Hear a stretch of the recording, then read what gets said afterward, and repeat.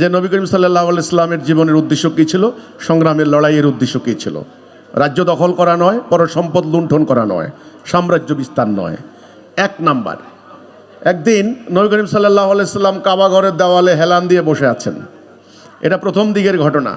হযরত খাব্বাব রাদিয়াল্লাহু তাআলা আনহু তিনি এসে বললেন, তখন অত্যাচার চলছে, কঠিন অত্যাচার, যাকেই পাচ্ছে তাকেই মারা হচ্ছে, হত্যা করা হচ্ছে, জুলুম করা হচ্ছে। এটা মক্কার প্রথম বালাগের দাওয়াতের প্রথম দিকের ঘটনা, মানে নবুয়তের প্রথম দিকের।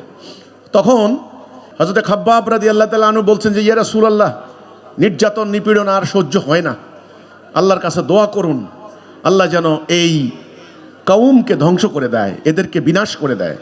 তখন নবী করিম সাল্লাল্লাহু আলাইহি সাল্লাম বলছেন, সোজা হয়ে বসলেন, বসে বললেন, তুমি কি বললে খাব্বাব? এরা ধ্বংস হয়ে যাবে? না, অপেক্ষা করো, ওয়েট করো। এমন একদিন আসবে, একা একটা মেয়ে মানুষ রাতের অন্ধকারে হেঁটে যাবে, আল্লাহর ভয় এবং বন্য জন্তুর ভয় ছাড়া কোনো ভয় থাকবে না। এই কথা দ্বারা রাসূলুল্লাহ কি বুঝাইলেন?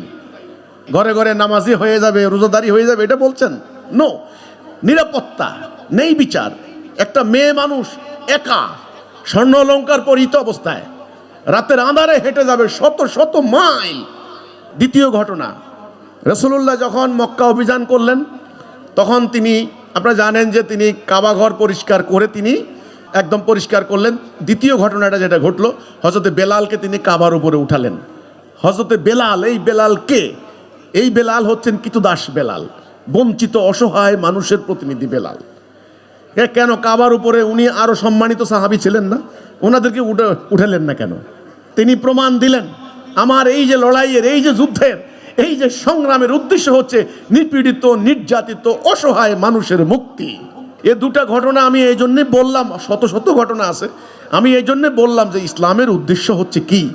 মানুষের মধ্যে বিরাজিত অন্যায়, অবিচার, অশান্তি দূর করে ন্যায় বিচার, শান্তি কায়েম করা। এটাই হলো ইসলামের উদ্দেশ্য, এর বাহিরে কোনো উদ্দেশ্য নয়। আজকে মানবাধিকার লঙ্ঘিত হচ্ছে, আজকে মানুষের বাক স্বাধীনতা নেই, মানুষের কথা বলার কোনো অধিকার নাই। আপনি দেখেন ইন্ডিয়ায় কিন্তু বিরাট আন্দোলন হচ্ছে। আন্দোলনকারীদের দাবি কি? বেকারত্ব, তারা অধিকার হারা, তাদের চাকরি নাই, তারা কষ্টে আছে। সারা দুনিয়াতে যত আন্দোলন সংগ্রাম হচ্ছে দেখবেন একই দাবি। কিছু লোক রাষ্ট্রের সমস্ত সম্পদ লুণ্ঠন করে তারা কুক্ষিগত করে, আর লক্ষ লক্ষ মানুষ, অধিকাংশ মানুষ নিপীড়িত হয়। এই অরাজকতা যেন না হয়, সেজন্য রহমতুল লিল আলামিন শান্তির দূত, শান্তির বার্তা নিয়ে এসেছেন এবং আল্লাহর দ্বীন কায়েম করার মধ্য দিয়ে তিনি সেই সুবিচার কায়েম করেছেন। ইসলামের উদ্দেশ্য এটা ভালো করে বুঝবেন। কিন্তু এখন এই উদ্দেশ্য হাসিলের, এই উদ্দেশ্য অর্জন হবে কিভাবে, সেটার জন্য দ্বীন কায়েম করতে হবে।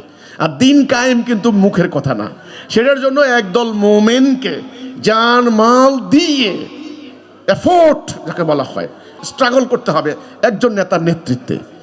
এটাই হলো ইসলামের একেবারে জিস্ট কথা। এই দুটি ঘটনা নতুনরা অবশ্যই বুঝবেন যে ইসলামের উদ্দেশ্য হচ্ছে মানুষের সমাজে বিরাজিত অশান্তি দূর করা।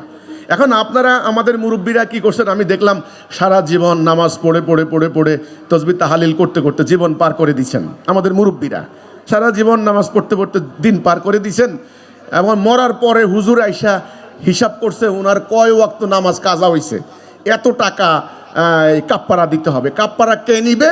ওই মাদ্রাসা মসজিদে দিতে হবে, হুজুরদেরকে দিতে হবে। তাইলে নামাজের যে হিসাব নিলেন, নামাজ ফরজ, জেহাদও তো ফরজ, এই ভদ্রলোকদের জীবনে কোনোদিন জেহাদ করলেন না, এই হিসাব কেউ নিছে?